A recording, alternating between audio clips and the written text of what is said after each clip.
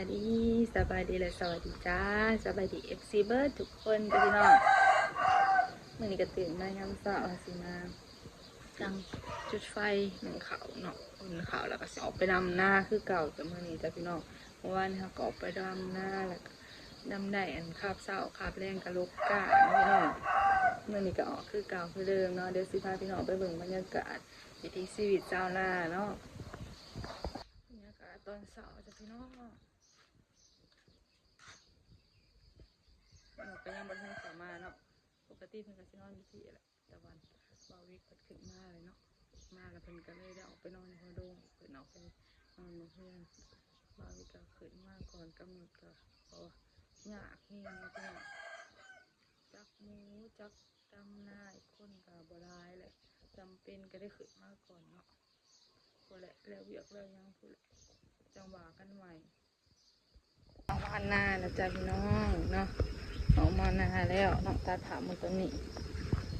เดี๋ยวเขาสิไปถ่ายเนาะออกมากะแต่เศร้าเลยพี่น้องออกมาหากระดำได้แล้วเนาะหายซองหายเลยเนาะดำแล้วเรียบร้อยวันนี้จะหายต่อหายที่3บาวิกำลังถ่ายอยู่จะพี่น้องก็จะก็ขึ้นไปกินข้าวแต่ว่าเฮากินออกมาแล้วเฮาสิไปดำเลยเนาะธรรมศาสตร์จ้ะพี่น้องธรรมศาสตร์วิถีชีวิตชาวนาจ้าชนบทชาวนาโอ้กับโต๊ะแห่งนาเลยพี่น้องเรามีกำลังไถนาเนาะ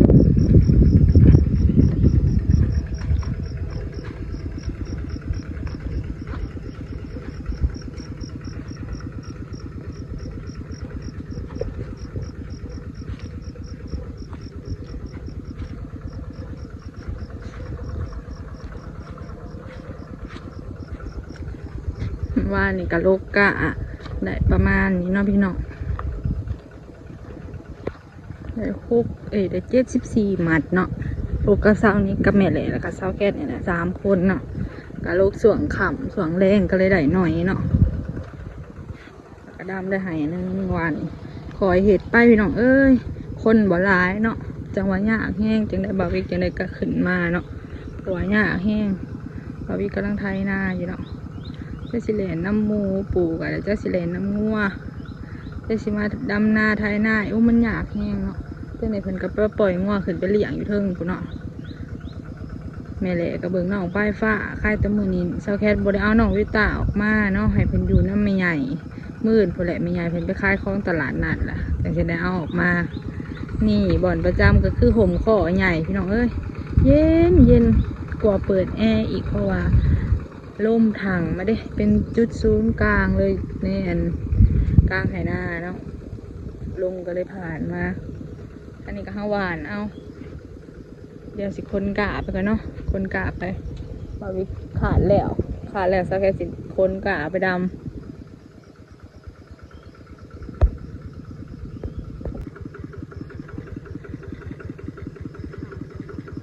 น้ำเบิดเลยเรือน้อยเดียวหนึ่งคอยอยากถ่ายเลยจะเอาโทรศัพท์ขึ้นไหวนี่นะบ่มีบ่อนไหวได้มันสีแดดโทรมันห่อนห่มกับบ่มี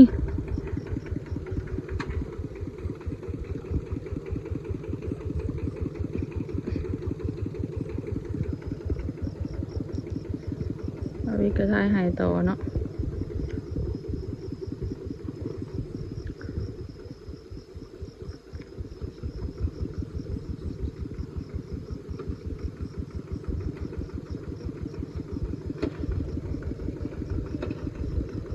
เดี๋ยวจะเคยสิไปคนกะมากันเนาะ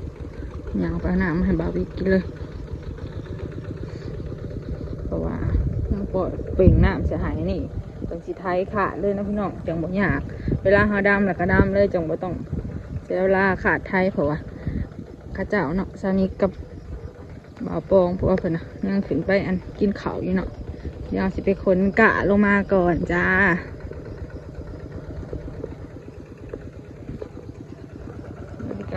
บาวิกระไทยถาจะให้สิไปคนกะก่อนนะพี่น้องคนอันกะมาไหวเนาะจังสบายแต่ก่อนสิคนกะเดี๋ยวขึ้นตาหนักบาวิกก็พทิวหนาแห้งไปพี่น้อง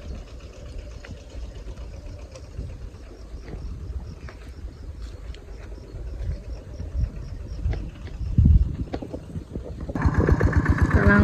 ไถกำลังขาดนะพี่น้อง คนน้อยๆรถไทยดีซะเนาะ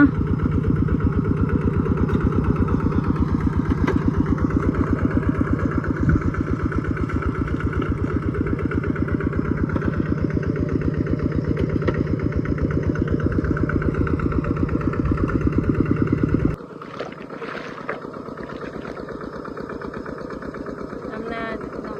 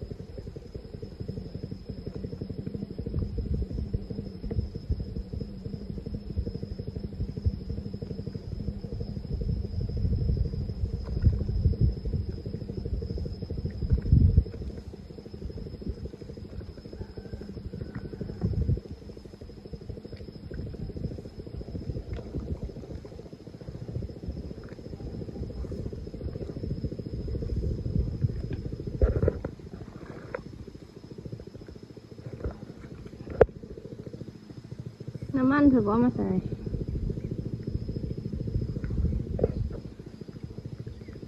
ดำหน้าพี่เนาะแต่สาวฮักกระไดซ่องหายเนาะหายที่3ตัวนี้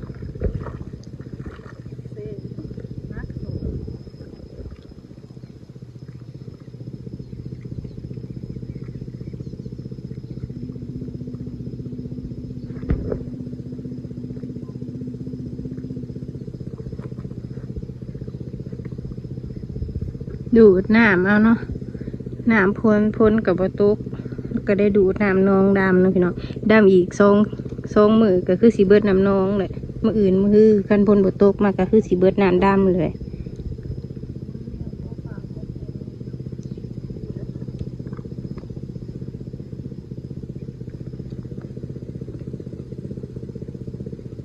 เอา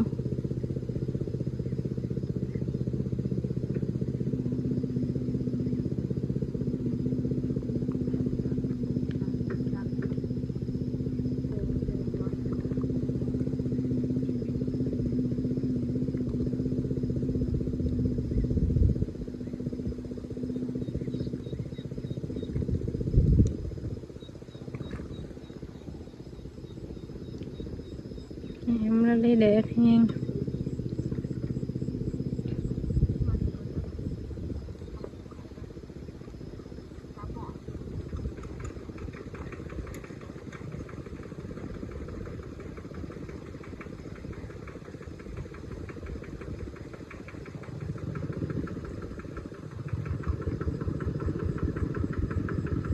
สภาพมันก็คือบอยนะหวยนะดำถ้าทำตอนแรงจะพี่น้องเอากะลูกกะเนาะตอนแรงบริดำเพราะว่ากะมืดเนาะดำไปได้4-5 หายเนาะสาวนี่กะเบิดทางกับลูกต่อได้เอาสิมาถ่ายพี่น้องเบิ่งเนาะบรรยากาศตอนแรง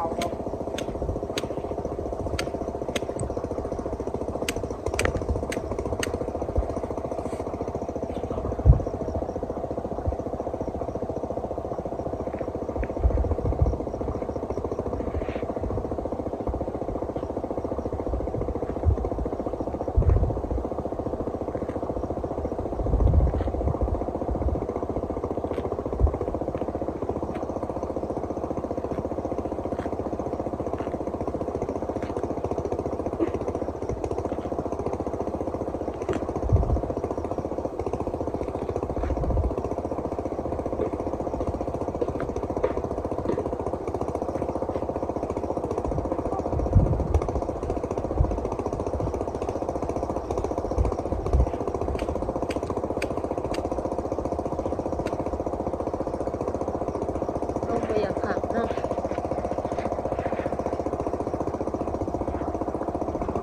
ที่ไหนเอาลงไปเอาหนึ่งนี่นะคะแล้วเดี๋ยว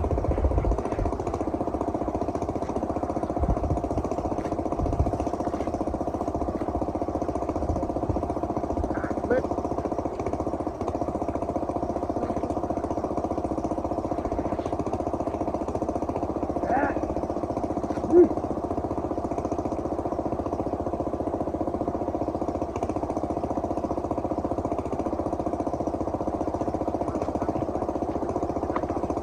ลงเลยดิ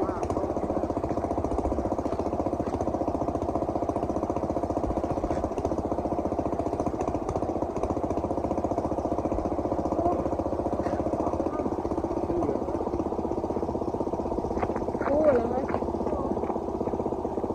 ถ้าไม่เงียบมาเลยไม่เงียบ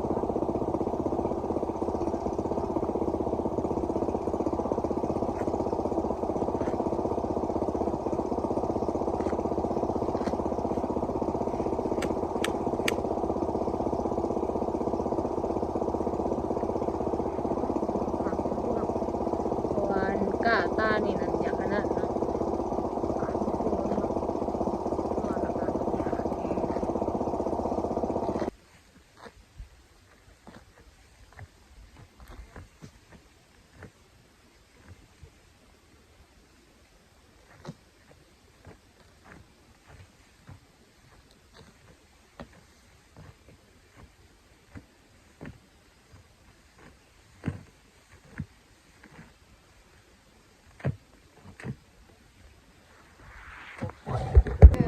เจ้าได้ถอยได้แล้วนั่งกันได้ครับปล่อยจะหอดหรือปล่อยเท้าสองคนเอาขุนลูกขุนมา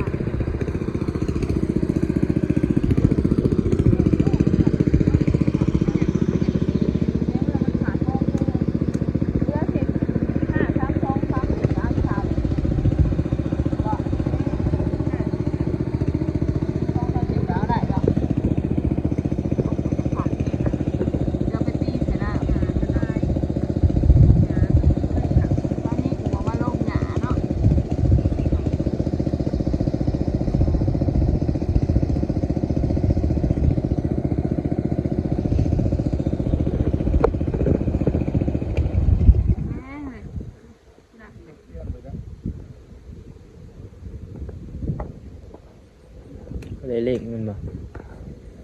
ให้ว่าเล่งคอยให้ว่าอย่าง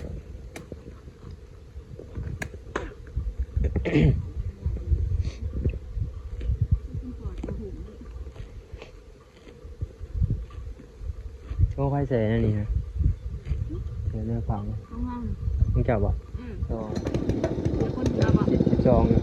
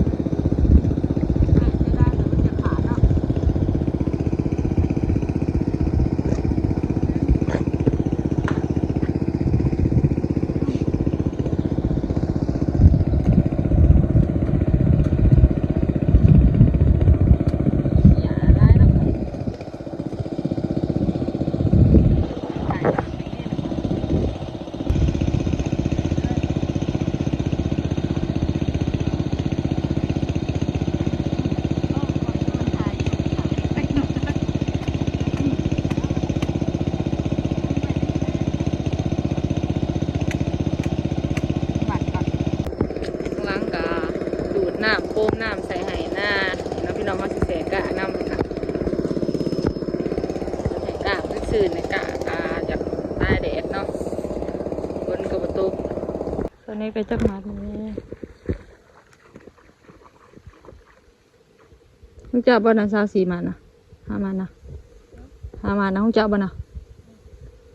แม่สมบัติก็ได้ว่าของข่อยทางนี้เบิ่งลองลบกันเด้อเป็นตาขาด